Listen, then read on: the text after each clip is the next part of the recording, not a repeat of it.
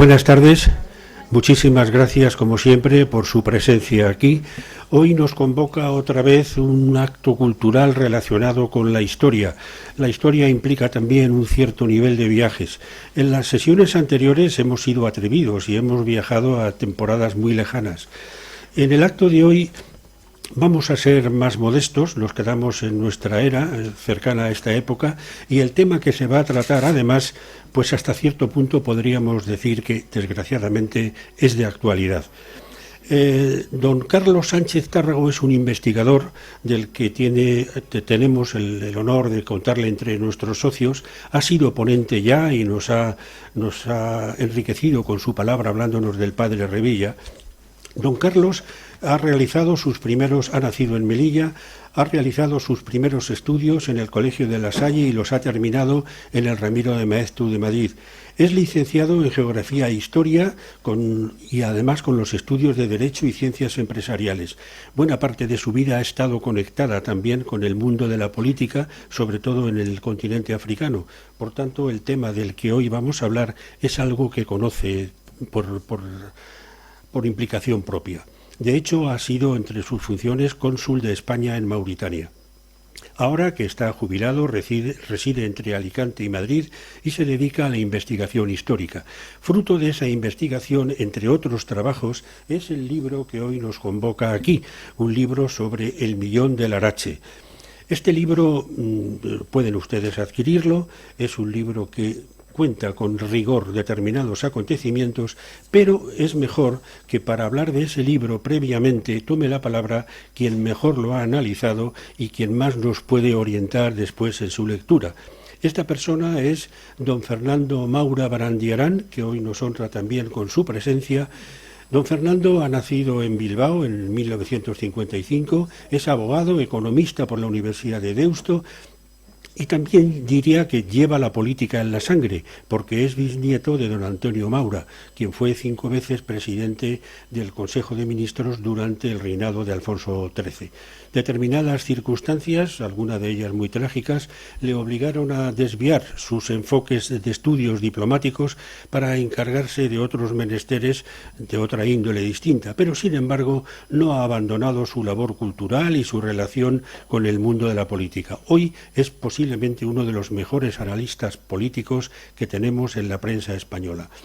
Es el presidente del Foro Libertas Veritas et Legalitas, que es una asociación basada en la común preocupación por la situación de España en el mundo y también de Europa, que no le haría falta. Y entre sus libros hay una gran cantidad de títulos: Últimos días de agosto, que nos sitúa justo en el comienzo de la guerra civil en Bilbao, Sin perder la dignidad, y otros muchos más.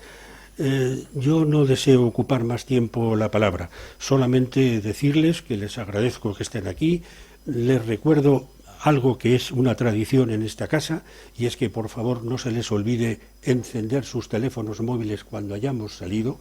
Y con mucho gusto yo le cedo la palabra en primer lugar a don Fernando, que con seguridad será quien mejor enfoque Sí, yo creo que es más razonable que primero don Fernando nos tome y nos explique el libro que vamos a comentar, y luego disfrutaremos de la palabra de don Carlos, a menos que se prefiera otro orden, don Carlos. Muchísimas gracias a ambos por su presencia aquí, y desde luego hoy la sociedad matritense sube un escalón en su propia estimación. A este paso pronto saludaremos a la Estación Espacial Internacional. Muchas gracias a ustedes.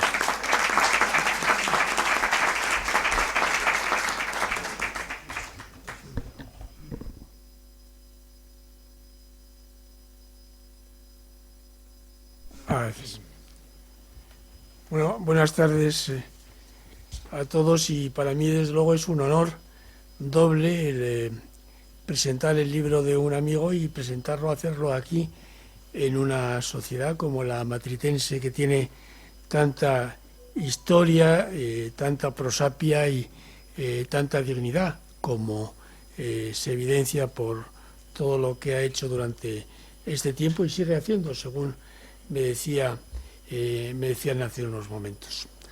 Bueno, el encargo que recibí por parte de mi amigo Carlos Sánchez Tárrago, que ante todo y sobre todo está la amistad que nos une desde tiempos ya bastante pretéritos, que empieza por la política, pero que luego se va cimentando en otros ámbitos personales.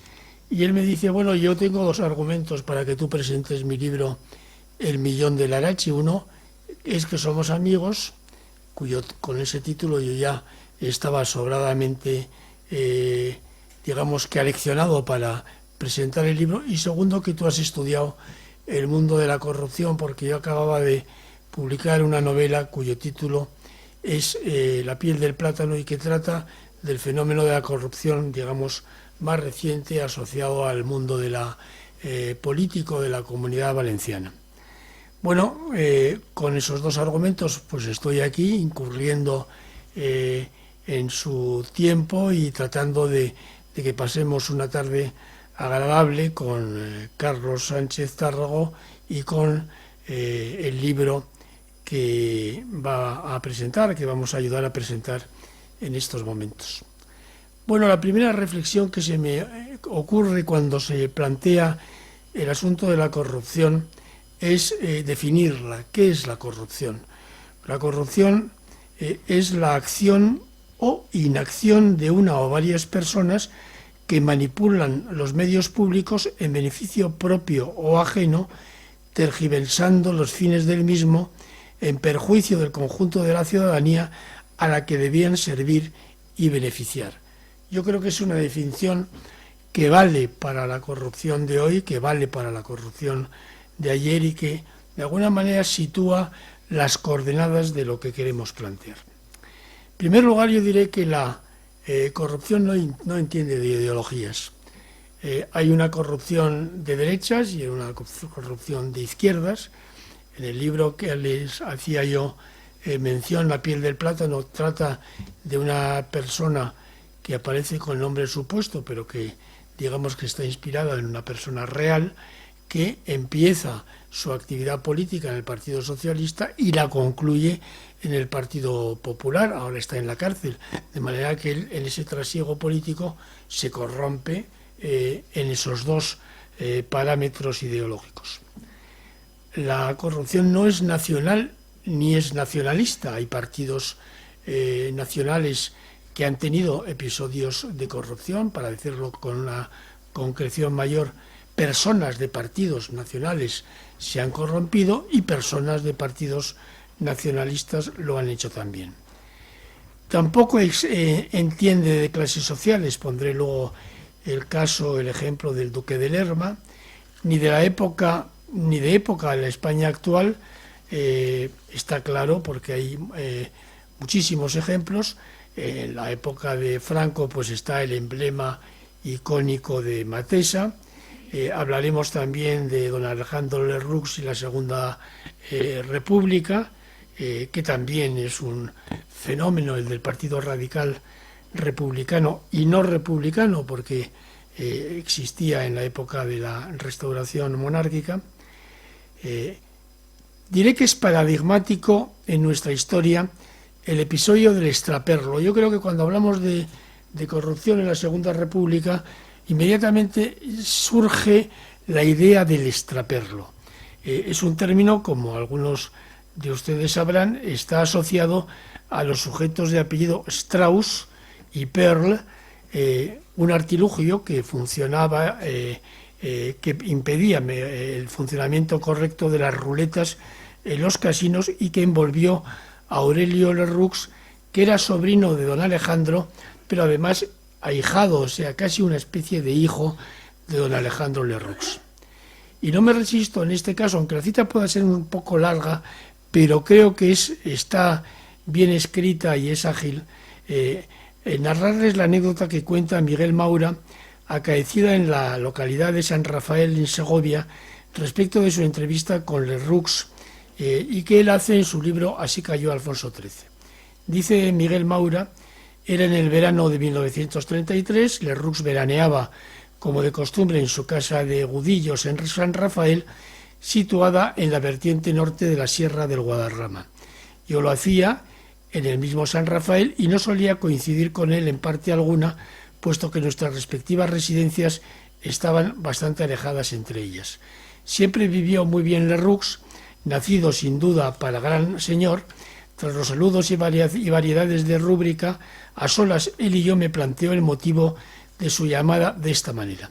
Quería hablar con usted, Miguel, porque sé a ciencia cierta que el poder se me viene a las manos. El gobierno de Azaña no puede continuar.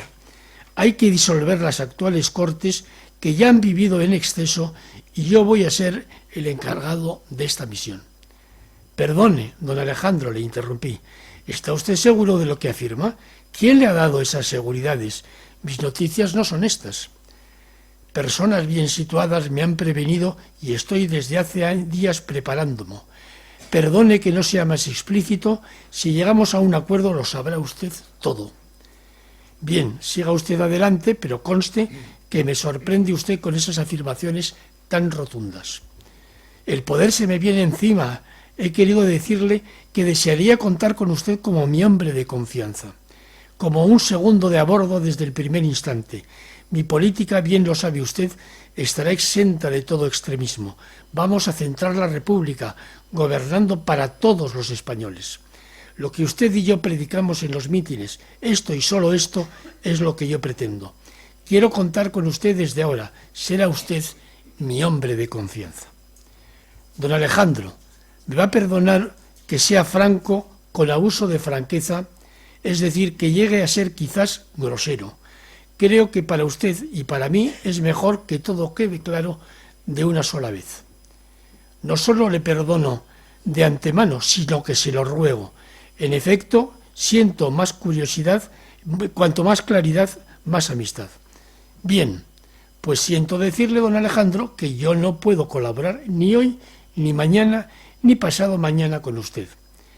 En ningún gobierno. Y quiero decirle desde el principio que no es precisamente por usted, sino por la gente que le rodea, que es totalmente indeseable y acabará perdiéndole a usted. ¿Qué me está usted diciendo, don Miguel? ¿De quiénes se trata? Yo tengo amigos de siempre que serán mejores o peores, pero que han sido fieles compañeros de luchas y de fatigas en los años heroicos y que ahora he de recompensar y atender. Es, querido Miguel, obligado en mí, y usted sabe que siempre he sido agradecido y amigo de mis amigos. Que algunos han cometido pecadillos en otros tiempos, ¿qué le vamos a hacer? Pero eso para mí es como dicen los franceses, la rançon de la gloire. De la gloire de usted, don Alejandro, pero no de la mía, que nada tengo que ver con ese pasado de usted y tiemblo por el porvenir que va a aparecérsele. No puedo creer que sea esta la razón de su negativa. Si fuera la verdadera razón, como me temo, el recuerdo de la campaña que contra su padre, don Antonio Maura, hice en los lejanos años del Maurano, quiero confesarle, querido Miguel, que aquello fue una gran injusticia mía, que la he lamentado en mi fuero interno 100 veces desde entonces, pues su padre merece todos mis respetos y sobre todo mi admiración, porque fue un gobernante de cuerpo entero.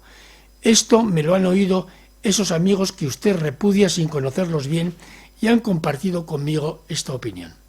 Mi sorpresa estribaba en la seguridad que me daba del desenlace inminente de la coalición gobernante, sigue Miguel, en aquellos momentos que yo sabía a ciencia cierta falsa.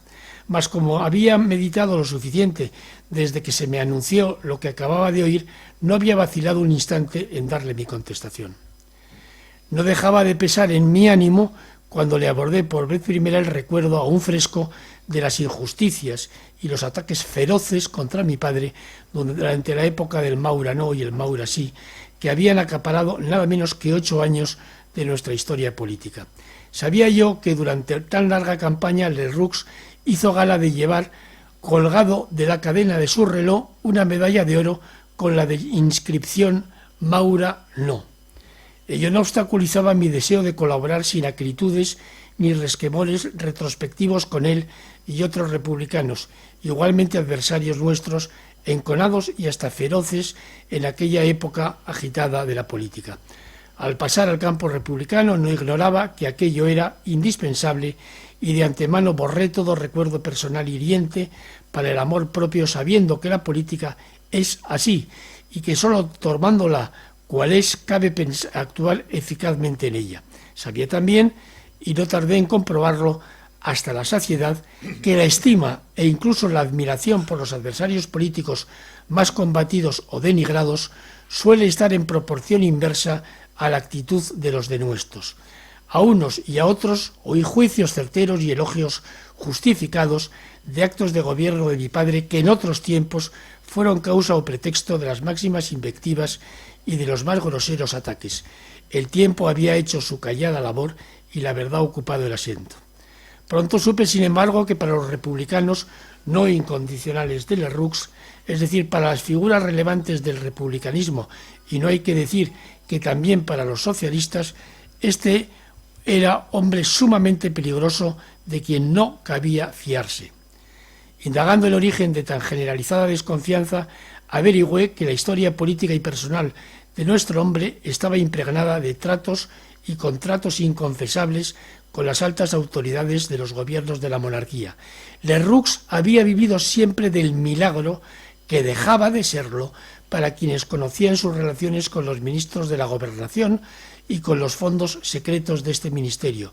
El emperador del paralelo, como se le llamaba a Lerroux, así se le bautizó en Barcelona, en donde también se le reconocía por el caudillo, fue la mano oculta de algunos ministros de la monarquía en el campo de las luchas políticas de la ciudad condal.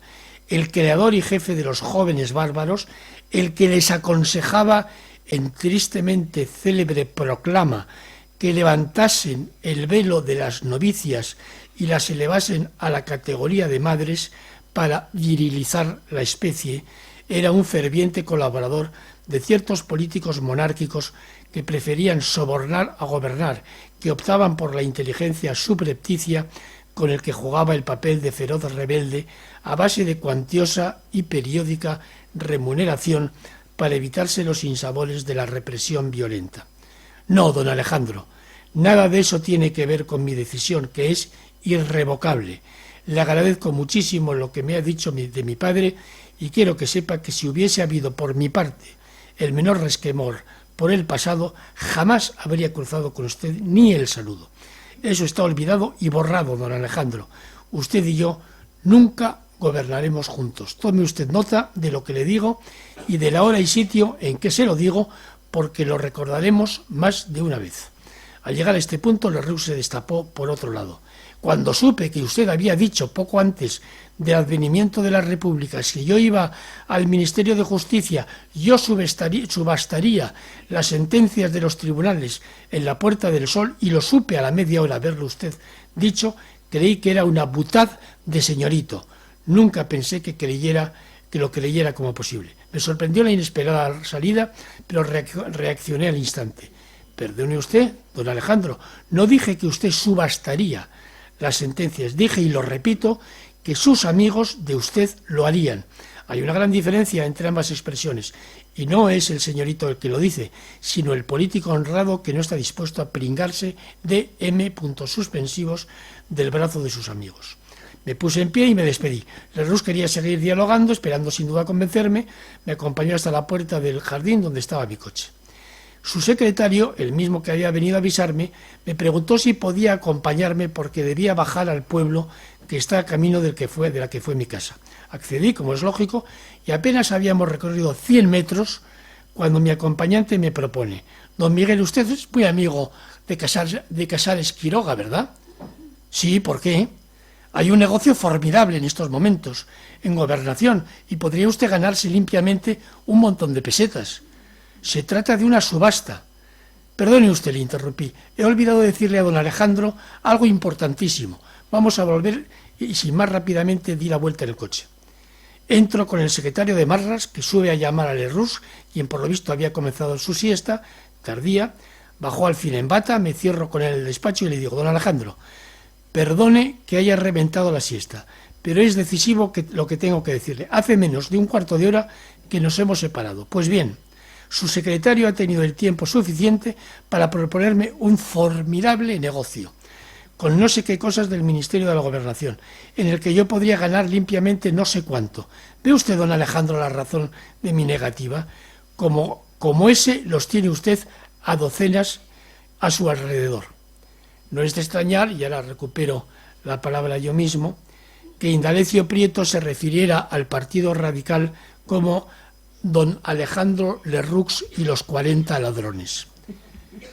El fin de la Restauración de 1876-1923 lo estudia Carlos Sánchez Tárrago en su interesantísimo libro, es el de Anual y el de Larache. Durante el año 1921 y hasta casi finales del 22, el sistema parlamentario de la Restauración iba a agotar sus últimos cartuchos en lo que a soluciones políticas se refiere, con dos gobiernos, ambos de composición heterogénea, pero de cuño conservador, un gobierno de emergencia, dirigido por don Antonio Mauro, y el segundo, el Ministerio Sánchez Guerra, que intentaba ocupar el papel del desaparecido Dato a la cabeza del Partido Conservador.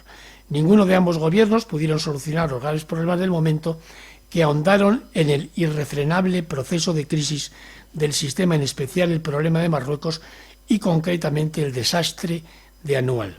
Fue Anual la integración insólita de un conjunto de calamidades. La afición que tenía el rey y el ejército por el protectorado, sedientos ambos de victorias después de haber retrocedido las últimas colonias ultramarinas que nos quedaban, y preciso es advertir en este momento que don Antonio pretendía un territorio más exiguo a controlar.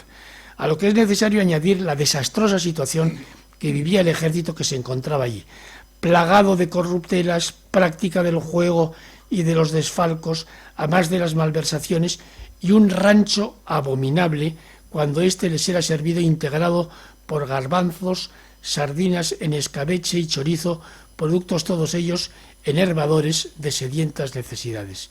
Como quiera que, con la excepción de la plaza de Melilla, los soldados no eran controlados por los oficiales, consideró el republicanismo, aprovechaban la oportunidad que se les brindaba para vender armas y cartuchos a los cabileños, que contaban de no pocas destrezas e inmejorable puntería, implicación en el terreno y habilidad en el uso de ese puñal que llevaba por nombre el de Gumía.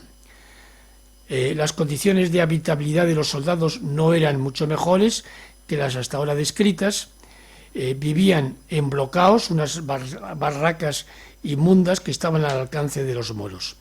La temperatura allí era a veces superior a los 45 grados, rodeados como estaban de chinches, piojos y ratas.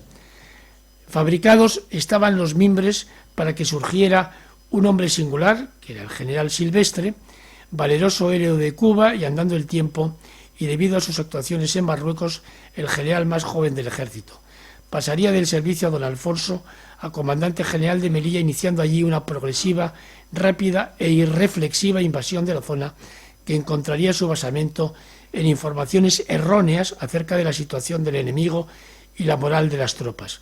Como hemos advertido antes, la primera era bastante más levantisca de lo esperado y la segunda mucho menos ardorosa de lo que presumía el general. Y allí quedaron enterrados 13.000 hombres, según el informe Picasso, y 350 prisioneros que al final serían rescatados. Esto en cuanto hace referencia al fin de la Restauración, pero en su primera fase quiero referirme a un comentario que hace el historiador Carlos Darder sobre Sagasta. Se trata del caso de corrupción durante la Restauración de 1876 a 1923, pero en la primera fase, en la regencia de doña María Cristina. Cuenta Carlos Darder que la mujer de Sagasta aparecía implicada en las gestiones para la concesión de un ferrocarril en Cuba. Se trataba del proyecto de construcción de un ferrocarril central en la isla, que había quedado paralizado ante la oposición de las empresas de comercio de cabotaje y los comerciantes de La Habana. Según Fabié, hijo del siguiente ministro de Ultramar, era incuestionable que algunos agentes que perseguían la concesión anduvieran en tratos con personas ligadas al presidente del Consejo con vínculos estrechos de parentesco. Romanones confirmaría 5 años más tarde esta explicación que la misma regente había expuesto, y afirma con la emoción que se confiesa a través de Martínez Campos. Romero Robledo hizo llegar documentos a María Cristina y ella puso el tema en conocimiento de Sagasta. El presidente presentó inmediatamente la dimisión de todo el gobierno. Registremos el dato que nos proporciona el citado historiador pero retengamos también otro.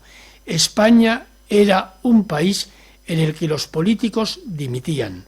Y no solo cuando se veían envueltos en episodios de corrupción, también lo hacían cuando sus convicciones personales y políticas se confrontaban con la acción del gobierno, cuando las mayorías parlamentarias se les resistían, cuando la oposición les hacía frente de manera infranqueable. Hoy en día, los responsables públicos desfilan hasta el mismo pelotón de ejecución con el puesto a cuestas. Se diría que es mucho mejor entrar en el más allá con el eximio calificativo de presidente, ministro, secretario de, diputado o consejero de lo que sea, que hacerlo con el ex por delante. Pero la aristocracia y el antiguo régimen no eran ajenos a la corrupción. Durante el reinado de Felipe III de España, el duque de Lerma adquirió notables propiedades en la ciudad de Valladolid, tras lo cual presionó al monarca para que trasladara la capital de la monarquía hispánica a dicha ciudad, lo que revalorizó sus adquisiciones. Tras venderlas, invirtió parte de los ingresos en adquirir otros bienes en Madrid, que había perdido parte de su población. Finalmente, en 1606, volvió a insistir al rey para retornar la capitalidad a Madrid, repitiendo la misma operación inmobiliaria que encontramos los primeros vestigios históricos de corrupción en el Siglo de Oro, por medio de la literatura picaresca castellana. El período en el que el citado duque ejerció el gobierno de España en nombre de Felipe III fue uno de los más notoriamente corruptos. Se destacaron los casos de Pedro Franqueza, Rodrigo Calderón y el propio duque de Lerma. Y no hay una corrupción que hace daño, que no hace daño y otra que hace daño, y otra que es inocua. Por ejemplo, la recalificación de terrenos. Citaré a don Antonio Maura. Llegados a este punto, habrá que preguntarse cómo hacen los corruptos con frecuencia. Pregunta que es antesala de su exculpación. ¿A quién perjudica la corrupción? ¿Qué más da una recalificación de terreno si es que nadie resulta perjudicado por eso? El caso de Larache es paradigmático en este sentido. Hay unos soldados que sufren con la mengua de rancho y condiciones de vida en primer lugar, pero existe un perjudicado que tiene bastante más valor, que es el prestigio de la nación. Porque la nación no consiste en el depósito de un momento, como expresaba don Antonio Maura. Lo mismo que un río no es el caudal de agua que pasa ante nuestros ojos, sino el conjunto de los que son, han sido y serán. Una nación es un proceso histórico y quien arroja basura a ese río lo perjudica para su posteridad. Deberán encargarse las generaciones futuras de su limpieza y aún así siempre se recordará el tiempo de la contaminación, la insalubridad y la podredumbre de aquellos desalmados que tuvieron, pese a quien pese, la condición de españoles como la tenemos nosotros mismos. El Millón de Larache, bien escrito, bien documentado, saca a la luz textos que no se conocían hasta ahora y es además un compendio de la corrupción al que le es suficiente con señalar un solo caso. Uno solo, pero que es significativo, porque se sitúa en el final de una época que pudo ser, pero resultaría fallida, tanto que trajo consigo una república, se construyó en contra de media España y que los mismos que la trajeron la destruyeron. Una guerra civil y una dictadura que 3 generaciones después de finalizada todavía seguimos pagando por el empecinamiento de quienes quieren seguir viviendo el síndrome permanente de las dos Españas. Y queda siempre la corrupción política que quizás algún día Carlos Sánchez Tárrago se anime a estudiar, pero eso será objeto de otro libro, de otra presentación y sin duda de otro coloquio. Termino ya este paseo por la corrupción en la historia de España. Podríamos sin duda extenderla a cualquier otro país, disponga de régimen democrático, autoritario o totalitario. En todo caso, se trata de un vicio inherente a la condición humana y que no entiende, ya digo, de ideologías ni de clases sociales. Hace muchos años, el secretario general de la UGT vasca, buen amigo mío, se me quejaba de que muchos sindicalistas viajaban del País Vasco a Madrid agrupados en un solo coche mientras presentaban al sindicato una nota de gastos particular con el kilometraje para cada uno de ellos. Les recomiendo que lean el libro de Carlos. Es un episodio de corrupción, pero a decir verdad, los contiene todos. Muchas gracias por su atención.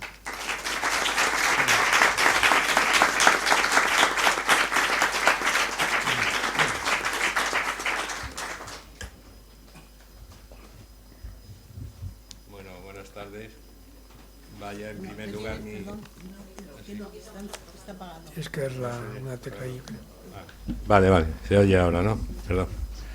Sí, digo que vaya en primer lugar mi agradecimiento a don Manuel Rodríguez Alcaina, presidente de la Real Sociedad Económica Matritense de Amigos del País, que no ha podido venir pues, por circunstancias personales, a toda la Junta Directiva, aquí representada pues algunos de sus miembros, sus vocales, a Manuel Álvarez Builla, muchas gracias por tu presencia. Además hablaremos de tu bisabuelo, en un tema que me interesa después, como abogado que fue de uno de los personajes.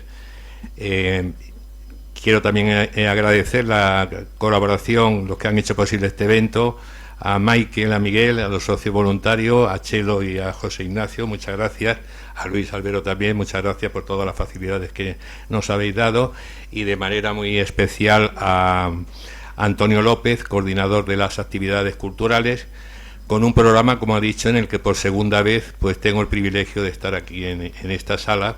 La primera fue con el padre Revilla, hace ya casi, va a ser 2 años, el 26 de abril de 2022, lo que para mí es todo un orgullo que es mucho mayor, pues bueno, cuando tengo la suerte de que me presente una persona por la que siento una gran admiración, tanto personal como profesional, y además de un agradecimiento, puesto que fue desde el primer momento, cuando escribí El padre Revilla, fue de las primeras personas pues, que leyó el manuscrito, y además que me brindó pues el prólogo, magnífico prólogo que acompaña a ese libro.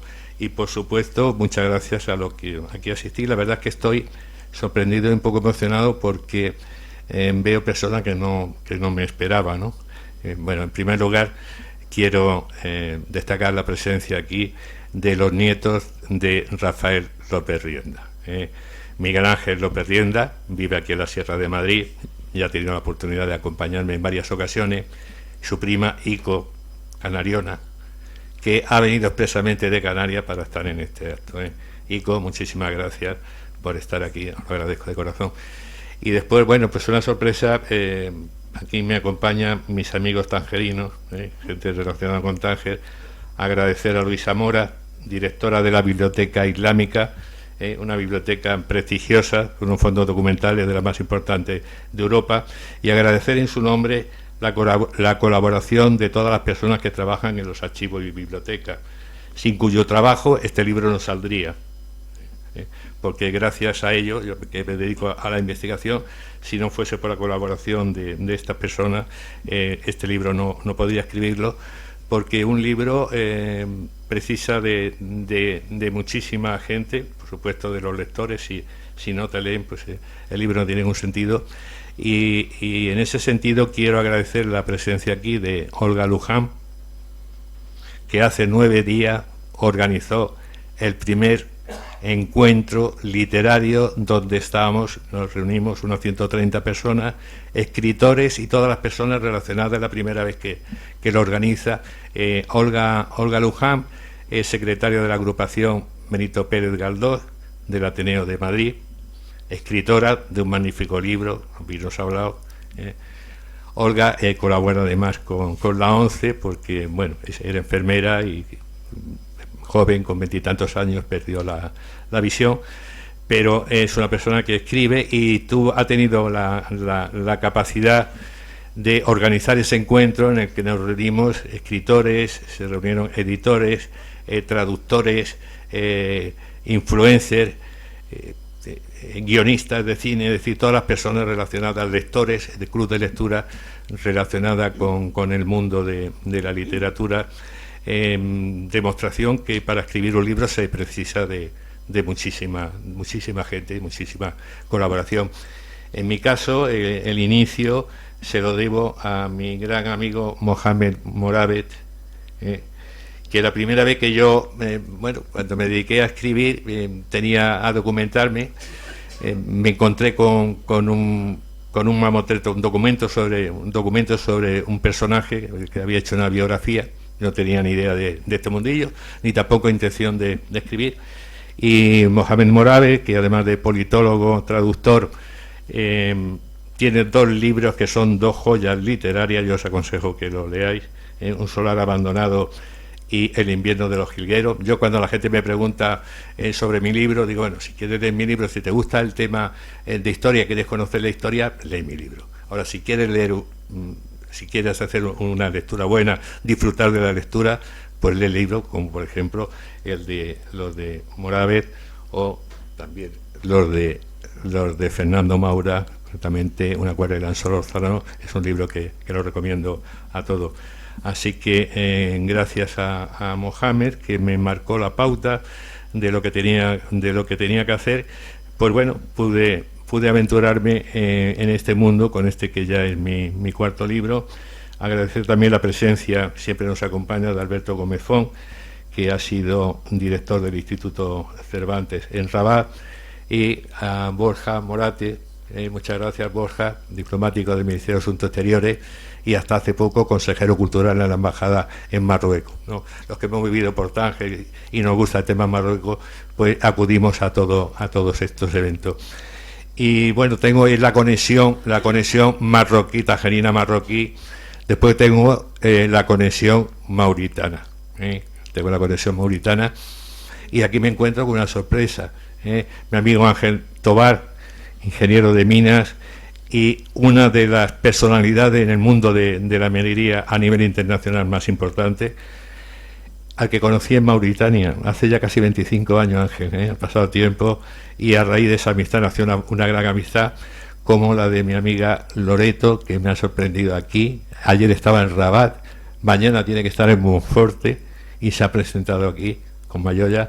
Muchas gracias. Loreto fue directora del Instituto Social de la Marina en la época que yo estuve en Mauritania, y Loreto es una de las supervivientes del avión de Hispaner. Gracias, Loreto, por estar aquí, y gracias, Mayoya. La verdad que es una alegría muy grande.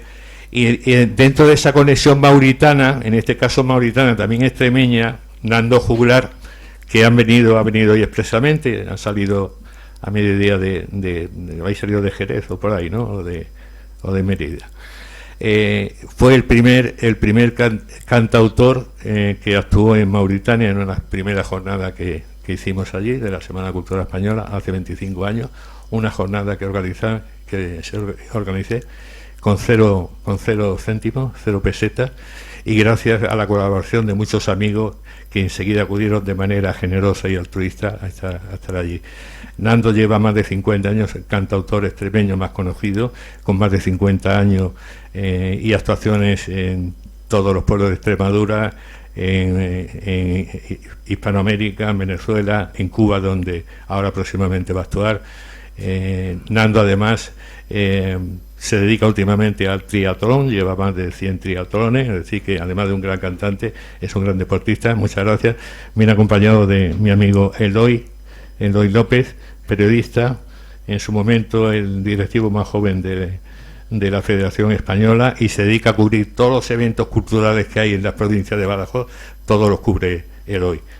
Muchas gracias, Eloy. Y además, cada vez que voy a Extremadura, pues bueno, siento siempre el cariño y el apoyo de todos ellos, y vienen acompañados hoy de Malena. Gracias, Malena, pues encantado también de que estés aquí. Y bueno, no puedo olvidarme tampoco de la conexión extremeña, ¿no? Está también representada por ellos dos, que de Puebla de la Reina y de Jerez de los Caballeros, y unos primos que tengo del pueblo que era de mi padre, de Guijón de Galisteo. Muchas gracias por veros aquí. Para mí me da muchísima alegría, como me da ver aquí a María Socorro, que es abogada, escritora, poetisa, y que hace unos días en el Casino de Madrid pues tuvo también la amabilidad de presentarme en una charla que di con este libro. Muchas gracias, Socorro, por estar aquí.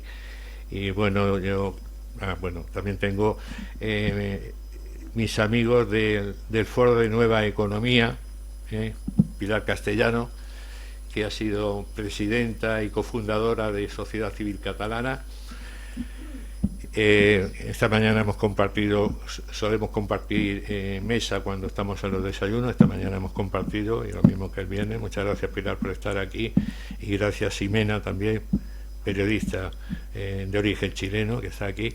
Y bueno, y no quiero olvidarme de ninguno más, bueno, de mi amiga Cuca, por supuesto, ni Isabel Campomor, que están allí, muchas gracias. Y una de las cosas buenas que tiene escribir es que, para mí por lo menos, es que te da la oportunidad de conocer sitios, de conocer muchas personas, ¿no? Y en algunos casos de una manera pues totalmente casual y fortuita. Amistades que se hace incluso en los bares, ¿no? Como es en el caso de unos amigos que están aquí al fondo, Paco y Charo, a los que conocí en uno de los bares que solemos, ellos viven por el barrio La Letra, donde solemos estar. Y bueno, en las charlas que siempre surgen en torno a temas, gente que conoce el mundo africano, por bien por su familia y demás, pues entablamos una amistad, y ya han estado conmigo, estuvieron en la presentación del casino, hoy han querido acompañarme, así que gracias a todos vosotros. No me olvido de May también, venezolana, porque tenemos un tema en común muy pronto, que va a ser una historia muy bonita, de un tema de investigación con el que estoy. Y bueno, tengo que terminar. El que esté aquí, Eloy Arenas, que haya querido venir aquí a verme, yo que hace poco pues estaba aplaudiéndote allí en Berlín, y yo quiero, seguramente, bueno, a Eloy Arenas lo conocéis todo el mundo, pero a Eloy Arenas hay que leer sus libros, y sobre todo hay que ver la película Los Caballeros de Santiago, tenéis que verla porque hace una interpretación impresionante. Esa interpretación en Hollywood te hubiese valido el Oscar al mejor actor de reparto. Muchas gracias, Eloy, por estar aquí. Y bueno, me vais a perdonar, Isabel María, mi sobrina que está ahí, mi mujer también, pero bueno, hemos celebrado el año pasado la boda de oro, pues ya la confianza pues hace que no. Y Dominica también, del Ateneo de Madrid, presidenta de una sección. Muchas gracias por vuestra presencia. Bueno, me tenéis que perdonar que me haya Bruno Domínguez, médico de la Sur, y bueno, Juan Manuel Riesgo, que acabo de ver la hora que está aquí. No te veía, Juan Manuel, ya me extrañaba que no viniese. Después le vais a escuchar. Es una persona que para mí es fundamental, por todo su apoyo y por todo lo que aprendo con él siempre. Bueno, ya he dicho que me he enrollado un poco, pero quería agradeceros porque decía en Vargas Llosa, dice que él escribía para que le quisiesen, ¿no? Yo escribo para divulgar la historia. Es mi objetivo. Y si encima tengo la suerte de que me quieran, y esta es una muestra del afecto que sentéis por mí, pues bueno, cuando habéis venido de tantos sitios, pues me siento realmente emocionado, ¿no?, por todo eso, y os quiero dar las gracias a todos, y por supuesto a los socios y demás personas que habéis querido esta tarde compartir con nosotros. Muchísimas gracias por vuestra presencia. No quiero hacer muy largo esta presentación, porque quiero que después haya intervenciones del público, pues para tratar los distintos temas. Y vamos a empezar con el libro. Vamos a situarnos en Larache en agosto de 1922, cuando se incorpora, después de pasar 2 meses de vacaciones en España, el capitán depositario de los bienes del Parque de Intendencia. Se incorpora allí y solicita de sus compañeros la cantidad que le correspondía, que se repartían todos los meses. Los compañeros le dicen que no, has estado por ahí fuera, se repartían todos los meses del beneficio que sacaban de las sisas que hacían de las compras para el aprovisionamiento de las tropas que estaban allí. Los compañeros dicen que no. Entonces él, que en ese momento había recibido 1.055.000 pesetas, que era los fondos que tenía el Parque de Intendencia para los pagos correspondientes, le dice a los compañeros que el dinero lo ha enviado está en Cádiz, lo ha enviado allí.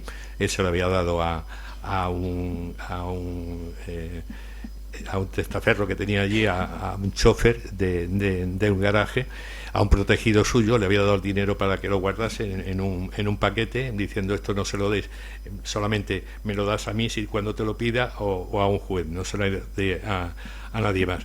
Entonces los compañeros, lógicamente, él le dice a los compañeros: yo me quedo con el dinero, firmo mi renuncia al ejército y vosotros entendéis. Lógicamente los compañeros lo ponen en conocimiento del general Sanjurjo, que era el comandante del parque de intendencia de la comandancia general de Larache, y entonces a raíz de ahí se desarrolla una serie de acontecimientos, es decir, se producen unos arrestos, se produce una instrucción de juicio, se nombran abogados por las distintas partes. Hay abogados que renuncian.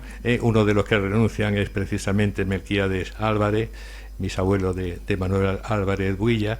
Renuncia ante uno de los imputados que había sido diputado, era un comandante de intendencia, y renuncia a la defensa. Es algo que después me gustaría comentar. Y bueno, y todos estos acontecimientos dará lugar a un libro titulado El escándalo del millón de Larache, escrito por Rafael López Rienda.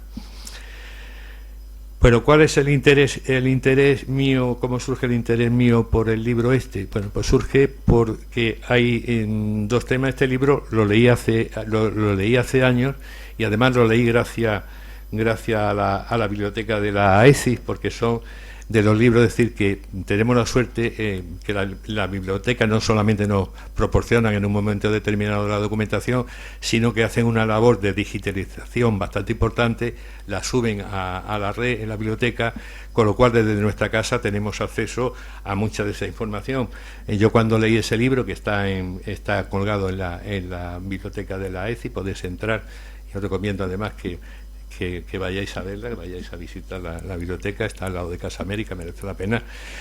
Pues cuando leí ese libro había dos cosas que me llamaron la atención. Era el tema de la corrupción, que obviamente es un tema que me interesa por lo que supone, por todo lo que tiene y por todas las consecuencias que se derivan de la misma, y después porque al investigar sobre el libro descubrir a un autor interesante. Es decir, cuando yo empecé un poco a buscar quién era Rafael López Rienda, pues me encontré un personaje fascinante.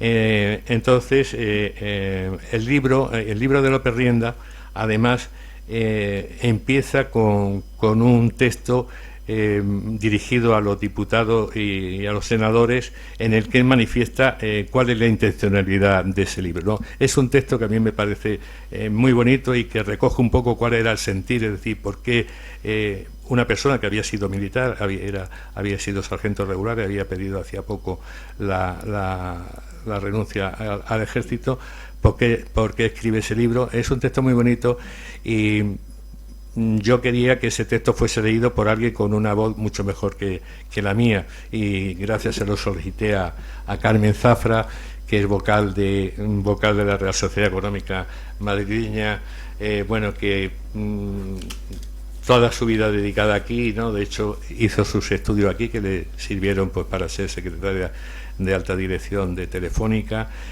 Carmen pues, en conferencia canta, baila, hace lo que sea, ¿no? Y además es una rasoda magnífica, y le pedí que fuese ella quien leyese este fragmento, que yo creo que es muy bonito. Y Carmen, cuando quiera, y muchas gracias por colaborar. Muchas gracias. A los diputados y senadores españoles, cuando la hacienda española está más resentida, cuando todo el país se lamenta lo dolorido del desangre que Marruecos supone para España, gracias a los fracasos de todos, surge el escándalo de la Intendencia de Larache por un chantaje frustrado con todas sus inmoralidades y todas sus vergüenzas, descubriendo la podre existente en uno de los sectores de la administración española.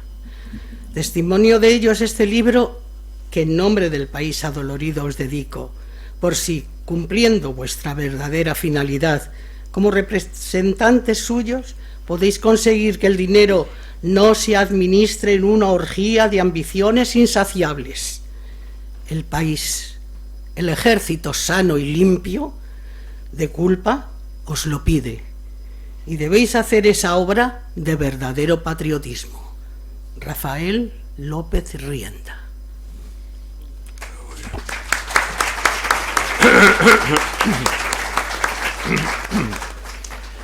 Bueno, yo creo que ese libro define un poco cuál era la intención y la personalidad de este grandísimo personaje, valga la redundancia. Bueno, ¿por qué es interesante el libro por qué era interesante el libro del millón de Larache? Bueno, por varias circunstancias. Primero por la cantidad, ¿no? Porque estábamos hablando de 1.055.000 pesetas del año 22, es decir, que realmente no era el desfalco ese. El desfalco se producía porque esa era la consignación que tenía el mes, porque mensualmente se repartían entre los jefes y oficiales del Parque de Intendencia unas 300 o 400.000 pesetas de las isas que hacía falseando facturas o elevando precios y demás. Y al capitán, que es el que inicia todo el tema, el capitán Jordán, se llevaba 20.000 pesetas, 20.000 o 30.000 todos los meses, cuando su sueldo como capitán era de 500 pesetas, es decir, hay que entender lo que era eso. Se considera más el primer caso de investigación periodística de un caso de corrupción, de la importancia. El autor, como he dicho, era capitán y es decir, militar. El escándalo pues tuvo mayor repercusión porque precisamente por esa condición era una institución en la que se suponía que tenía que dar ejemplo, ¿no? El momento además fue un momento crítico porque como ha dicho antes Fernando, hacía solamente 13 meses que se había producido el desastre anual, y una de las consecuencias que se decían del desastre era precisamente la corrupción que se producía en el ejército. Después el lugar, es decir, se produce en Larache, es una ciudad de Marruecos, formaba parte del protectorado de España en Marruecos, y ese protectorado, la gente, es decir, había una controversia porque había muchos que defendían esa presencia nuestra en Marruecos, mientras que otros eran contrarios a nuestra presencia porque suponía una sangría para las arcas del Estado. Había años en que el presupuesto nacional, la mitad casi se iba para Marruecos, y después una sangría también en la vida de jóvenes que iban allí a hacer la mili. Entonces eran 3 años. Y bueno, el número de muertos y de personas que sufrieron allí calamidades, como ha dicho Fernando, pues fue muy, muy elevado. Bueno, la situación política además que se producía en ese momento, ¿no? Como ha dicho también antes Fernando Maura, pues en esos 18 meses que van del desastre anual, porque el desastre anual, aunque la fecha que se considera como tal es el 22 de julio, que es cuando muere Silvestre y se produce esa desbandada, tiene un periodo anterior que se había producido con un hecho que sirvió para que el líder rifeño, bueno, pues tuviese la moral, consiguiese la moral de ver que podían derrotar al ejército español, y finaliza el 27 de enero, es decir, 18 meses después, porque los que se salvan de ese desastre en esa retirada que van hacia Melilla, van dirigiéndose hacia Melilla, quedan prisioneros a 38 kilómetros en Monte Arruy, y allí van a sufrir un asedio importante. Es decir, que era un momento donde la situación política en España era bastante convulsa, donde la población española estaba viendo como sus hijos, familiares, hermanos y demás estaban sufriendo todo ese tipo de calamidades en Marruecos. Bueno, en base a todo esto, el año pasado, que se cumplían 100 años del libro original, era un libro que yo cuando leí pues me quedaban muchas incógnitas, ¿no? Primero, muchas cosas que aparecían en el libro y que a mí me quería averiguar, ¿no? Como eran todos los personajes que citaban en el libro y demás, algunos de los hechos. y que son personajes que después que he recogido yo en el ensayo que hice con motivo de ese estudio del libro, y después completarlo porque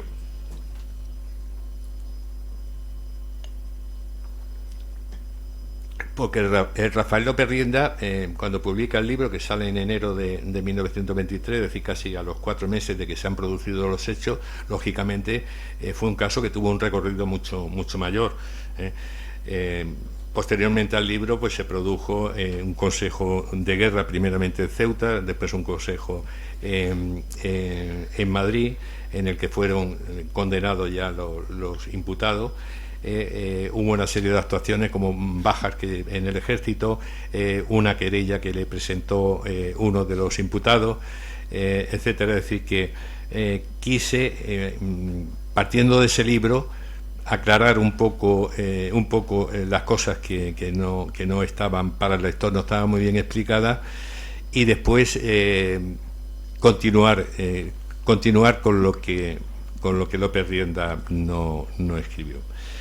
Entonces el libro, bueno, pues lo dividí en una serie de capítulos. El primero, parto del libro original, hago una especie de resumen del libro original para que el lector que se acerque al libro sepa de qué se está tratando. Después analizo también un poco el Arache, ¿no? El porqué de la presencia española nuestra en Marruecos, concretamente el Arache, lo que fue el desastre de Anual, es otro de los capítulos.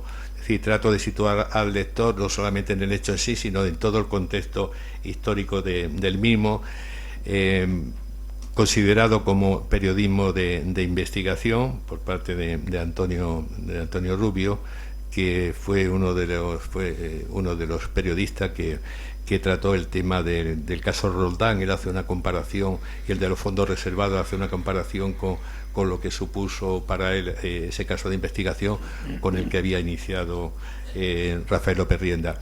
Después el debate que se produce en el Congreso de los Diputados, que también ha señalado Fernando Maura. En el Congreso de los Diputados, después del desastre de Anual, a lo largo de varias sesiones se estudia, una de las causas que se esgrimía del desastre era el tema de la corrupción. Sesiones que se producen antes de que saliese a la luz el desastre, el desfalco del Arache. Cómo recogió la prensa, es decir, cómo la prensa se hizo eco de todo ello. El Consejo de Guerra que hubo en Ceuta, primero. Después hay un Consejo Supremo de Guerra y Marina, donde condena al capitán Jordán, le condenan a 20 años, y a su protegido Gargallo a 2 años de condena. Y después la campaña. Hay un periódico, La Acción, que tomando como base el caso de corrupción del Arache, lo eleva hacia arriba y analiza la corrupción que se producía a todos los niveles. Es el único, aunque el resto de la prensa solamente recogía alguna reseña, La Acción, sin embargo, sí que va, a lo largo de un periodo bastante largo, va a publicar una serie de artículos bastante grandes. Ya digo, no se centra tanto en el tema del Arache, sino como lo que era la moralidad pública en aquellos momentos, ¿no?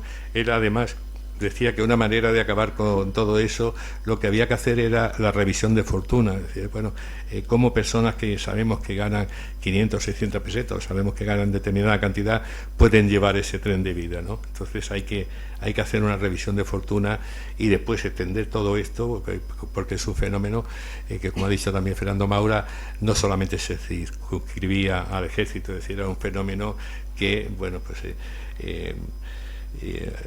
iba afectaba a toda la sociedad en general. hay un apoyo, otro libro, bueno, en otro de los capítulos pues recojo el apoyo a la campaña del Duque de G, es decir, que esa campaña tuvo el respaldo de muchos políticos y también el respaldo de muchísima gente. Hay numerosas cartas dirigidas al periódico, pues alabando la gestión del director de la acción, que firmaba siempre como el Duque de G. Bueno, el otro tema que me interesaba a mí era el de Rafael López Rienda. Es decir, en el libro recojo la biografía, reseña biográfica de todas las personas que aparecen en el libro, diputados, abogados y demás. Y en el caso de Rafael López Rienda quise hacer una biografía un poquito más extensa, de un personaje que merece de luego una biografía muchísimo más amplia, porque murió muy joven, un accidente, como después veremos, y tenía mucho que decir. Un personaje que destacó en todos los sectores de la cultura en el que intervino. En el periodismo fue corresponsal de varios periódicos y director también. En el mundo del teatro, actor y autor de obras de teatro. En la literatura, su libro más conocido era lógicamente, El millón de Larache, pero escribió también otro libro interesante, Frente al fracaso de Raisún y de Silvestre a Burguete, o de Guarga a Lucema, del Crin contra Francia. Estos dos libros están basados en artículos que él escribía, crónica que él escribía desde distintos periódicos, como veremos después, porque está considerado el mejor cronista de la guerra de Marruecos. Escribió también una serie de novelas cortas, que la novela corta era un género que era muy apreciado en la época, era muy leída. Eran novelas de 60 páginas, se vendían a 30 céntimos y eran novelas que se agotaban en los kioscos, ¿no? Muchas de estas novelas se agotaban porque la gente eran novelas cortas y todas más o menos tenían con un argumento, un interés muy grande para todos ellos. Una de las, a mí, de que más me gusta, una de las más bonitas es Tánger, pequeño Montecarlo, no sé si se lo habéis leído, hay que leerla, es muy bonita, y además demuestra que conocía, es decir, era un periodista que iba a los sitios, buscaba la noticia, ¿no? Hay una descripción de Tánger, del zoco de la montaña y todo eso, preciosa. Después era también amante de la fotografía que acompañaba sus crónicas, y de cine, fue actor, autor y director. Se le considera pionero del cine colonial. De hecho, poco antes de morir quería llevar al cine una de sus novelas más conocidas, la del Carmen de los Claveles, que es un poco autobiográfica, y ya había hecho los castings y demás, pero bueno, no pudo terminar la película, y hizo una película, Marruecos en la paz, describiendo todas las cosas buenas que tenía allí en el protectorado. Y es una película que por lo visto está en la Filmoteca de Cataluña, y es una de las cosas que quiero conseguir. Bueno, es una persona además que tenía el cariño de toda la gente, recibió varios homenajes, pues en razón de publicación de novela o demás. Es decir, que era un personaje muy querido dentro del mundo de la prensa y demás. Y bueno, aquí son algunas de sus publicaciones, una colección de novelas cortas que hizo ICO, publicó, muy bonita, muy interesante, y después algunos de sus libros. Estas son las cabeceras de mucha de la prensa que colaboraba en la publicidad de Granada. Y hizo la primera publicación cuando tenía solamente 19 años. Bueno, no he dicho que él nace en Granada y con 16 años se va voluntario, entra en el ejército, y lo destinan en Marruecos y va a estar en Larache fundamentalmente.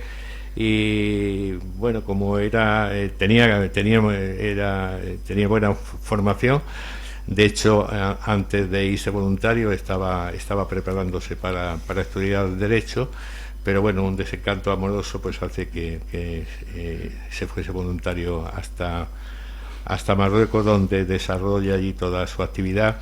Y en esas colaboraciones, en las primeras de ellas, son de tipo costumbrista. Se dedica tanto a dar a conocer lo que era su vida en Granada, como también todas costumbres de Marruecos y demás. Bueno, muere con 31 años, solamente después de un fatídico accidente, es decir, que se truncó una vida muy joven, que de no haber sido así, pues bueno, pues hubiese alcanzado seguramente una notoriedad muy, muy importante. Es una figura que estaba totalmente olvidada y es un personaje que, bueno, por toda su trayectoria, por todos los temas que tocaba, pues algunos lo consideran casi, bueno, pues una especie de un Chávez Nogales, ¿no? Una persona que tuvo, donde triunfaba en todos los temas de la cultura, destacó. Y bueno, a su muerte, como demostración del cariño que sentí que la gente le tenía, pues hubo una serie de reseñas en bastantes periódicos, aparecieron reseñas dedicadas a él. Y hay una muy bonita que, bueno, a mí me pareció también que era muy significativa de lo que era la figura humana de este personaje, y es un texto que va a leer también Carmen Martín Zafra. La muerte nos arrebata a un hombre apasionado del periodismo, que tenía para su profesión los mismos halagos que siempre tuvo para su hogar, deshecho hoy, enalteciéndola siempre, rehuyendo en todo instante la lucha personal y la inútil controversia con sus compañeros. El primer reporter de la campaña de Marruecos ha muerto. Pocos periodistas lograron adaptarse tan vigorosamente al suelo africano, y por eso nadie como López Rienda conseguía llevar a sus cuartillas la emoción de los difíciles instantes de la guerra, con la más verídica descripción de las zonas en que aquella se desarrollara. Y fue preciosista en su lenguaje, ni lo pretendió jamás. Buscaba la nota enérgica de la realidad y ponía su inmenso talento periodístico al servicio del arte difícil de decir las cosas con claridad y belleza, haciendo sentir a todos las emociones de un asalto y las penalidades de un asedio. Bravo, bravo.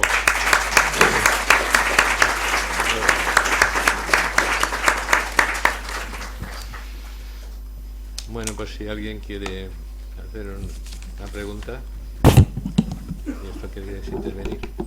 Sí. Sí, se puede acercar, Miguel, micrófono. Ah, sí, ahí quería hablar, Eloy. Sí, sí. Vale, yo no quiero hacer ninguna pregunta, pero sí agradeceros, me voy a poner de frente, así de esta manera podéis ver la sinceridad en mi rostro, ¿vale?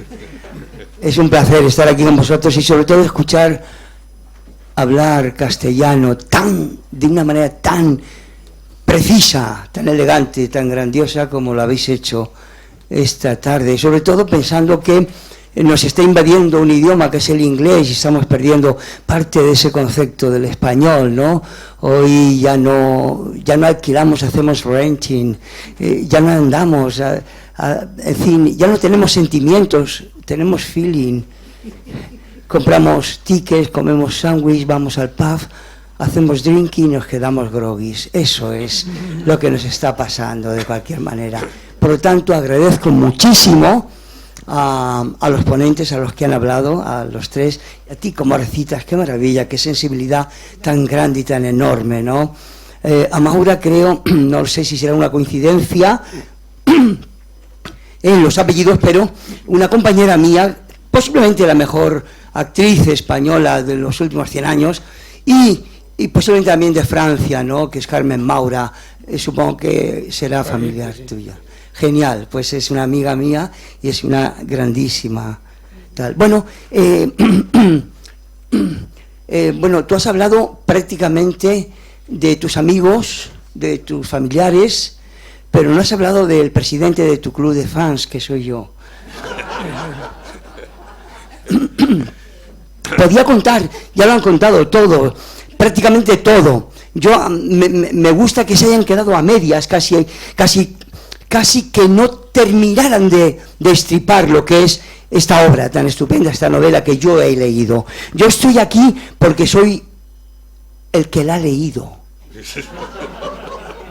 Quiero decir, el que la ha leído, el que la ha leído bien, porque además he descubierto que habían cosas que encerraban palabras, ¿no? Hay palabras que había que desbrozarlas para entender que decía muchas más cosas de las que él había escrito. Hay que decirlas. Por ejemplo, hay cosas que me llamaban siempre la atención y que me gustaban como si fuera una película, como si fuera una serie de televisión o una película de cine. Contar esta historia a través de dos personajes, dos periodistas. Uno era el Duque de G, que era un periodista irónico, y el comandante L. ¿Cómo explicarlo? El comandante L, una especie de los Beatles, y el Duque de G eran los Rolling Stones, ¿no? Es decir, uno era muy modoso, muy tradicional, y el otro era más canalla. Entonces, escuchar toda esta historia a través de esos dos personajes me parecería fantástico. Yo los pondría como hilo conductor de todas las historias, ver todas esas historias que hay que penetrar dentro de las oraciones, dentro de las frases, para darnos cuenta que hay mucho más de lo que ha escrito, saber qué pasaba en la península, entender qué pasaba con los familiares de los soldados que habían ido, que no podían pagar esa cantidad para no tener que hacer la mili de 3 años en tiempos de guerra, en Marruecos, etcétera, etcétera. Eso es maravilloso, es maravilloso. Me encanta. Por lo tanto, creo que el libro, yo tengo uno, este libro tiene algo muy importante, es comprado. Quiere decir que yo compré este libro y pagué por él. Por lo tanto, yo lo que os sugiero ahora es que yo creo que el mejor homenaje que se le puede hacer a un amigo escritor es pagar por leerle. Y me gustaría que esa acción que yo tuve y que he disfrutado tanto de este libro os lo pueda transmitir en este momento. Creo que vais a disfrutar mucho de este libro, muchísimo, pero hacedme caso, donde hayan palabras, buscar más contenido en ellas, porque cuenta muchas cosas. Nada más.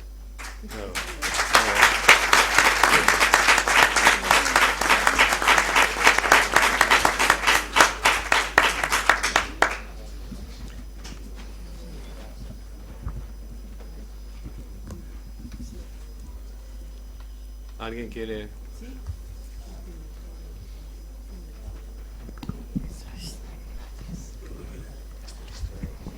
Gracias, Carlos, por la presentación, todo muy interesante. Y sí que te quería hacer una pregunta sobre el libro, que bueno, si no quieres desvelar mucho, pues no pasa nada porque ya lo leeré.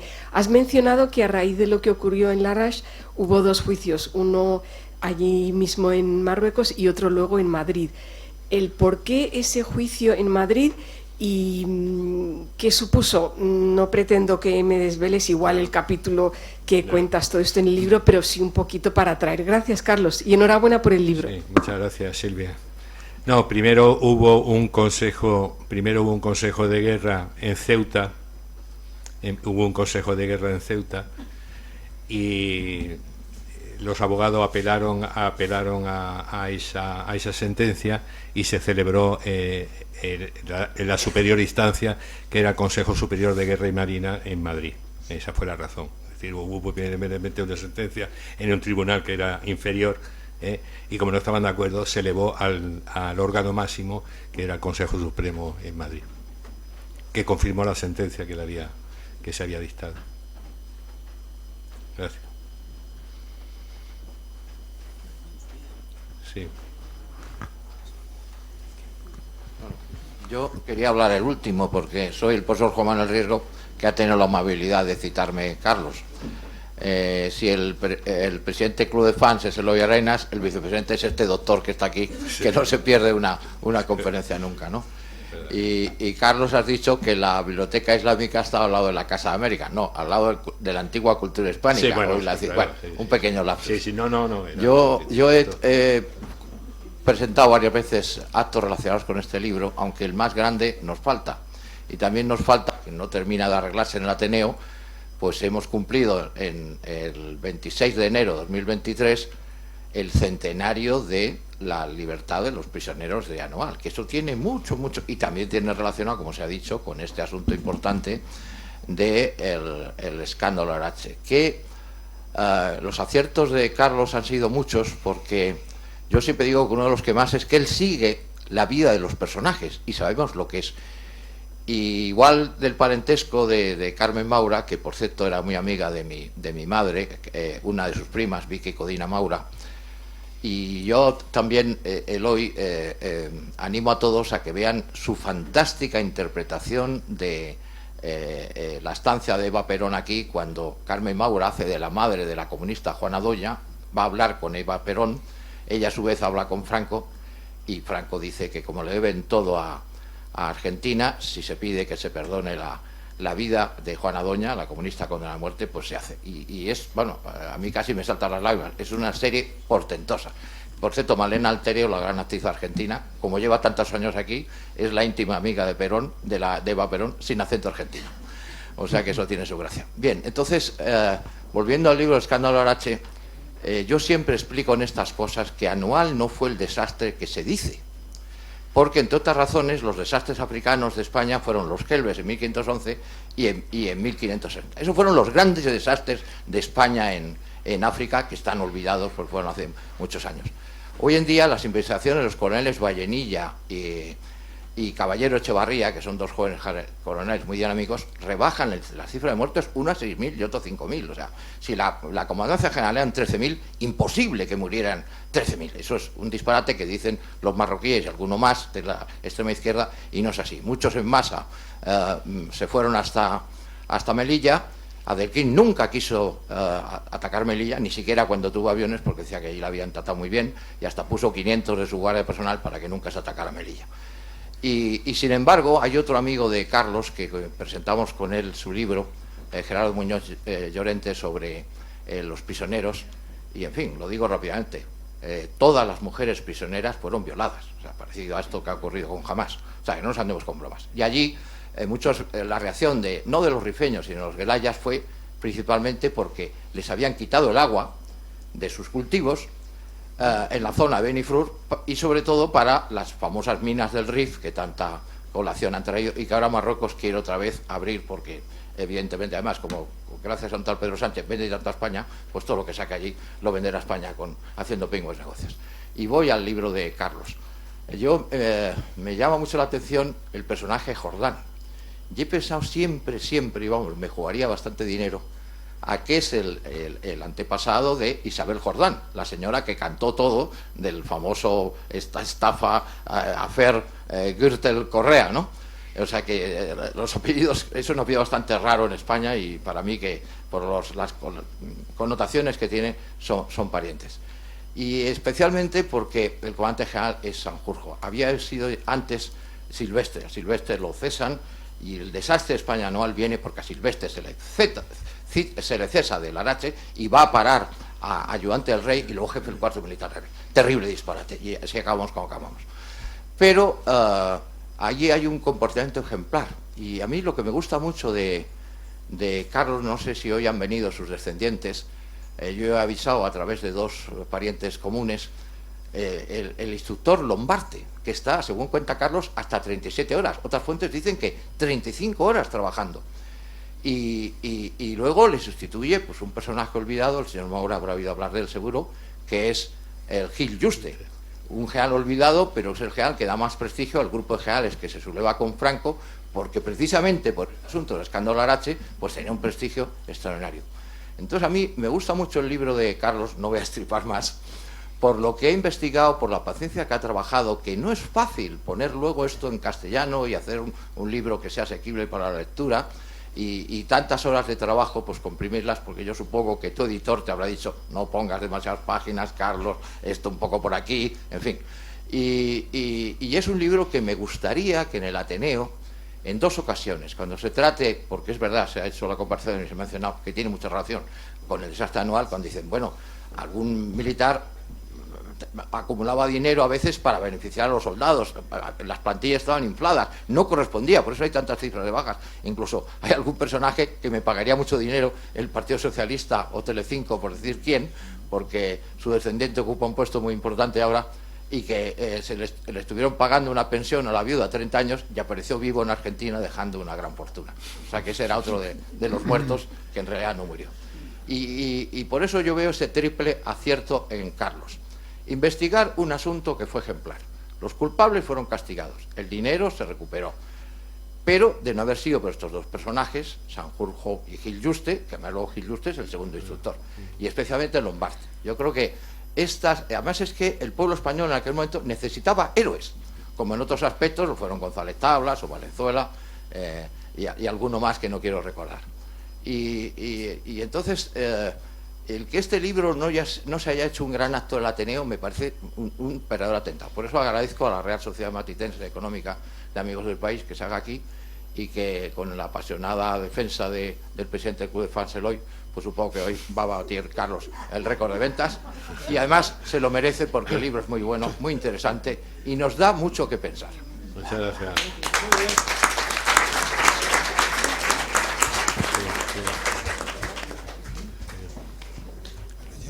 ¿Alguien quería? Sí. ¿Alguien quería saber? ¿Hay alguna pregunta más que formular? A ver si un momentito. Yo puedo chillar también, ¿eh? Y con la nieta de Rafael López Rienda, que viene de Canarias. Una vez le pregunté a mi padre, papi, ¿tu abuelo, tu padre quién es? Mi abuelo, ¿dónde está? Porque yo era pequeñita. Y me señaló a la biblioteca que teníamos enorme, llena de enciclopedias. A mi padre le gustaba mucho la cultura, era un hombre silencioso, muy sabio, y no nos obligaba, sino que había un ambiente de estudio en casa. Había silencio, se respetaban las horas de estudio y creó un ambiente cultural. Yo ahora sé de dónde viene de su padre. Y cuando le pregunté, ¿dónde está tu padre? Y dice, ¿y quién era? Y me señaló a un Espasa Calpe de Barcelona, una enciclopedia, un diccionario enciclopédico, y ahí estaba mi abuelo. Entonces fue como impresionante, no lo pueden imaginar cómo yo me sentí de ver que mi abuelo estaba en un diccionario. Entonces ya ahí empecé a investigar, y poco a poco, a lo largo de los años, estuve recopilando pues todos los libros que escribió, bueno, casi todos, me faltan de teatro los libretos que hizo con su amigo Benjamín Jarnés, que quiero agradecer a don Benjamín, donde esté, la ayuda que le ofreció a la viuda, porque fue el que le ayudó, porque le quitaron el periódico, después con la guerra, sus enemigos, claro, como él denunció la corruptela esta de la corrupción, también creó enemigos en su vida. Entonces, a partir de su fallecimiento, le quitaron todo, destruyeron todas sus obras, las películas y todo.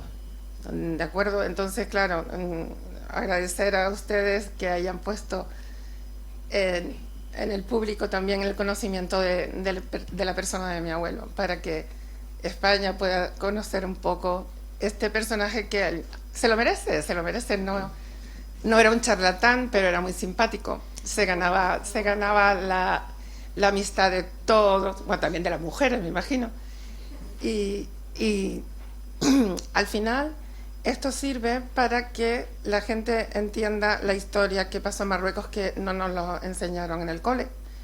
Yo conocí la historia de Marruecos de mayor, o sea, el desastre anual, todo esto, a mí no me lo enseñaron en las Teresianas, yo no sé, y en el instituto tampoco. O sea que al final esto nos ha servido también para conocer nuestra historia. Muchísimas gracias, y a todos ustedes por la acogida.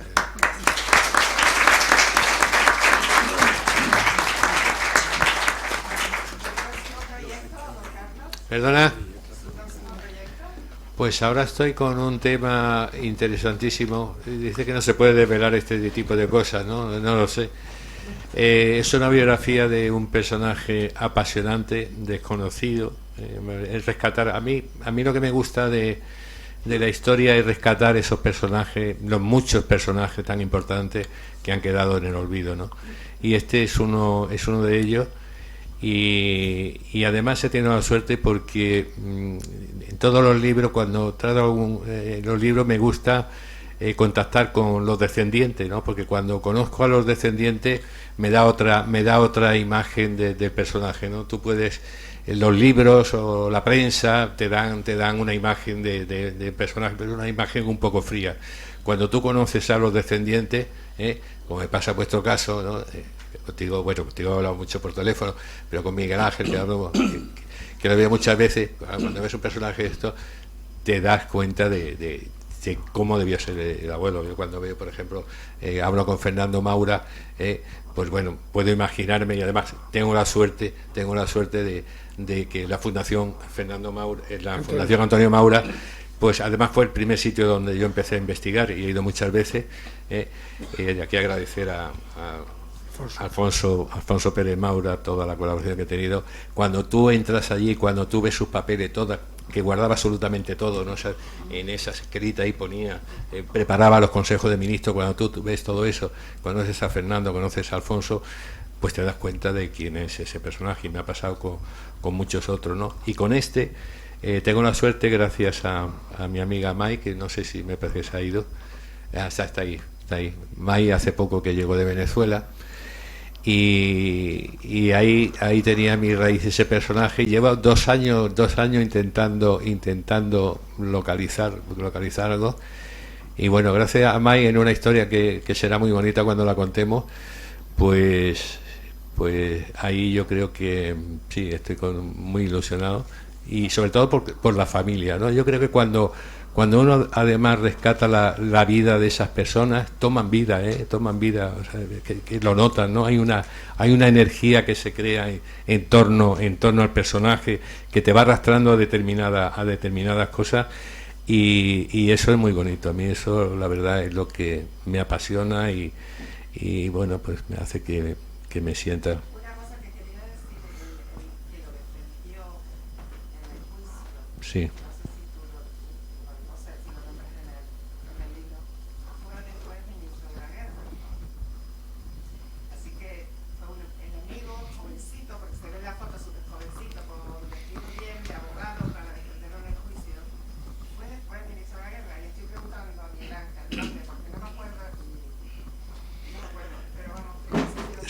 Sí.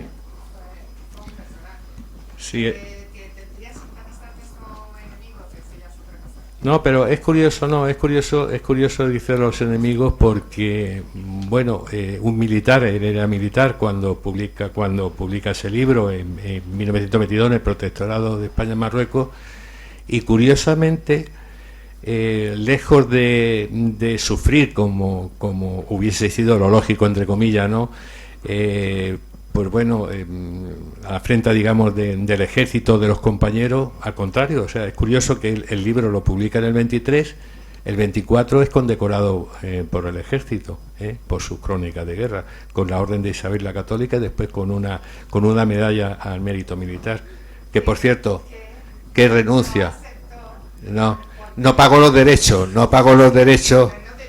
Claro, no pagó los derechos y le quitaron eso, ¿no? Pero recibió el reconocimiento, y además la figura de Sanjurjo, que es el que inicia el procedimiento, que era comandante general de la Arache, en una de las crónicas después de López Rienda, que son muchas crónicas las que hace de guerra, porque acompaña a las tropas en la recuperación, en alguna de esas noches duerme pues con Sanjurjo, bueno, duermen en las acampadas que hacen en Biwak, duerme con ellos. Es decir, que Sanjurjo, en cierta medida, parte del ejército, pues vio bien la acción, aunque él sufrió una querella criminal por parte de uno imputado, una querella que tuvo una trayectoria, pues bueno, murió, y la querella pues siguió, no finalizó porque él apeló la sentencia y demás.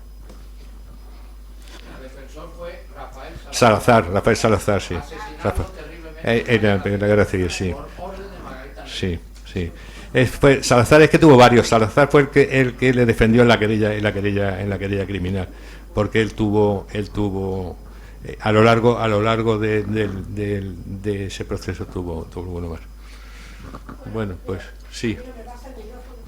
Es que iba a preguntar yo. Disculpe, un momentito. Vamos a ver, te lo cedo como señorita o señora, se lo cedo y después pregunto yo, no se preocupe usted. Ya no te preocupes. Bueno, yo tuve el gusto de conocer a Carlos en un desayuno de prensa la semana pasada. Yo soy hispano-chilena, periodista, licenciada por la Facultad de Ciencias de la Información de la Complutense, y la historia me fascina, porque de pequeña, en el colegio mío en Chile, que estoy en el rincón del mundo, pero nosotros consideramos a España como la madre patria nuestra, incluso en las fiestas del 12 de octubre, hasta mis nietas pequeñas ya le ponían los trajes españoles y luego también los chilenos y bailábamos, ¿entiendes? Entonces yo me acerqué mucho a todo lo que fuera, porque mi abuelo, aunque tengo ascendencia vasca, siempre le encantaba todo lo que fuera del Al-Andalus y todo lo que fuera la historia de España de allí. Y mi madre también me enseñaba mucho, porque en vez de cuentos me leía cosas de historia. Entonces mis amigos árabes chilenos me dijeron: si quieres saber más sobre todo lo que sea de ahí, tienes que irte a España. Y me vine a estudiar periodismo aquí por un amigo árabe, libio, que me hizo todos los papeleos para que yo diera mi prueba de selectividad en Chile. Y tuve el gusto de conocer a Carlos y me interesó inmediatamente lo que él me ponía del libro de él que iba a presentar. Y tengo mucho gusto de haber venido ahora aquí y a escuchar todo lo que habéis hablado, porque yo también lo estudié. Se estudió en Chile cuando yo era pequeña y después de más en la secundaria también en el mismo colegio de las monjas, la historia de Marruecos y de todas las luchas que tenía España, porque para España, para nosotros era importantísimo la historia de ella. Luego venía la nuestra, pero la española, y ahí veníamos nosotros, así que teníamos que saber toda la historia de España. Encantada, me ha parecido extraordinario toda. Muchas gracias a ti, Ximena. Muchas gracias. Muchas gracias a ti. Con la venia, señoría. Carlos, tú sabes que los extremeños, además de conquistadores y solidarios, somos cumplidores, ¿no?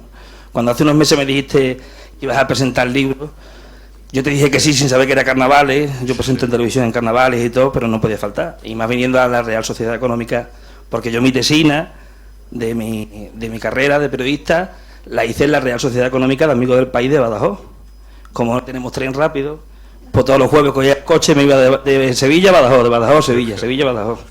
Y con la cámara del sobrino del obispo de Plasencia, digitalicé todo el año 39 del periódico Hoy. Mi tesina fue sobre la propaganda bélica y política en el año 1939 a través del diario Hoy. Para mí es un lujo estar hoy aquí, acompañado de Nando y de Malena, ¿no? Dicen que escribir un libro es como tener un hijo. Tú has escrito 2 en relación con Extremadura, este es el tercero, además de otros, ¿no? Como es El Padre Revilla y como es El viaje de Su Majestad a las Urdes. ¿De qué te han valido esos 2 libros o en qué te han servido esos 2 libros para escribir este tercero?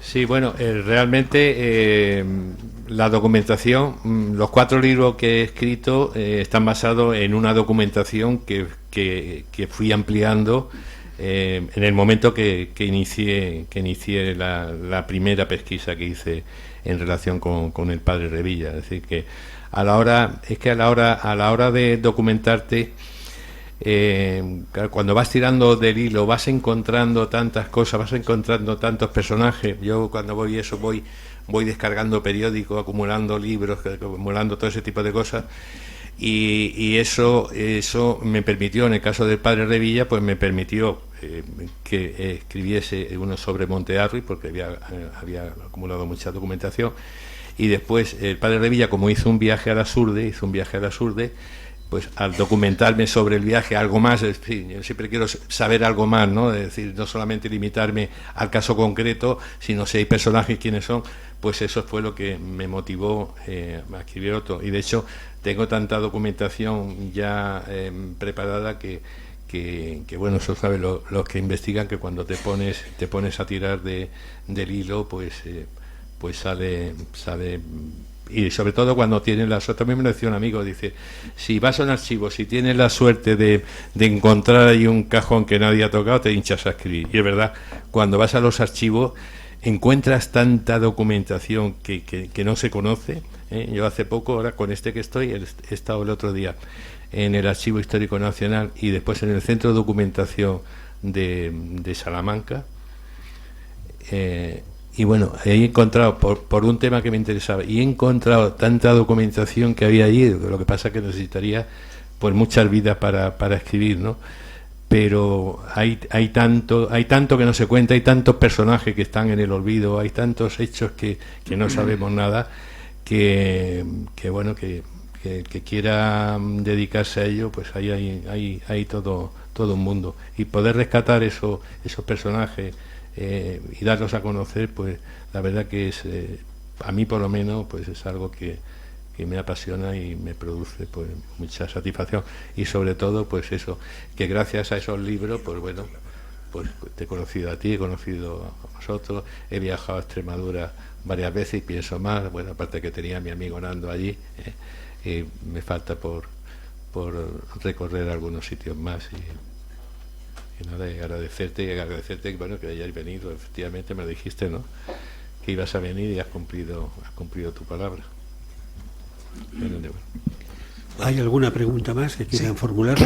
Sí, yo, y la cierro ya del todo. Carlos, como gran conocedor de los hechos del 22 y del libro de López Rienda del 23, ¿qué opinión tienes con respecto a si estos hechos generaron un clima propicio o influyeron de alguna forma en el golpe de Estado de septiembre del 23 de Primo de Rivera? Sí, claro, el desastre de Anual fue fundamental para que viniese la República y después para la Guerra Civil. De eso sabe mucho también el profesor Riesgo. ¿Qué pasó? Pues bueno, que como consecuencia del desastre de Anual y del expediente Picasso que se inicia, donde se hacen averiguaciones, Picasso, cuando empieza a investigar, pues quiere tirar hacia arriba, ¿no? Es decir, que las responsabilidades, y sobre todo después en el Congreso, se exigían que llegasen hasta el rey, ¿no? Ante ese temor, y una vez que se produce el expediente, que se envía a las Cortes y demás, pues cuando el expediente ya se iba a llevar a las Cortes, pues fue cuando se da el golpe de Estado, se cierran las Cortes y el tema pues queda así, aunque después ya en la Segunda República pues hubo una comisión para examinar y exigir la responsabilidad del rey y demás. Déjeme 30 segundos. Hay un tema que es la clave de un libro editado por Defensa que no ha leído nadie. El autor es Sáenz, que es un chico que ha estudiado en la London School Economics, que no es nadie del mundo histórico ni escritor.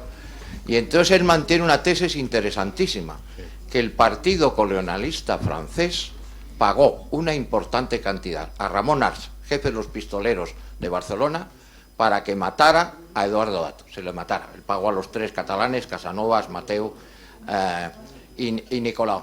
Y de la misma forma se intentó 2 veces matar a Alfonso XIII, y según este autor y lo que ha investigado en Francia, pues dice que se pagó al asesino de Canalejas Parriñas. O sea que, y ese libro no lo ha, a pesar de que lo ha editado Defensa, como no se ha promocionado, como gracias a Carlos y a Eloy Arena se promociona este libro, pues nadie lo ha leído ni lo conoce, ni siquiera los reales, que muchas veces citan cosas sin saber.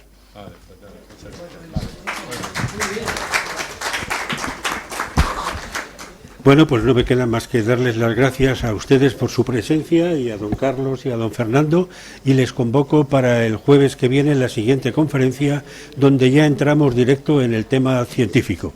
Será un tema dedicado exclusivamente a las investigaciones. Gracias.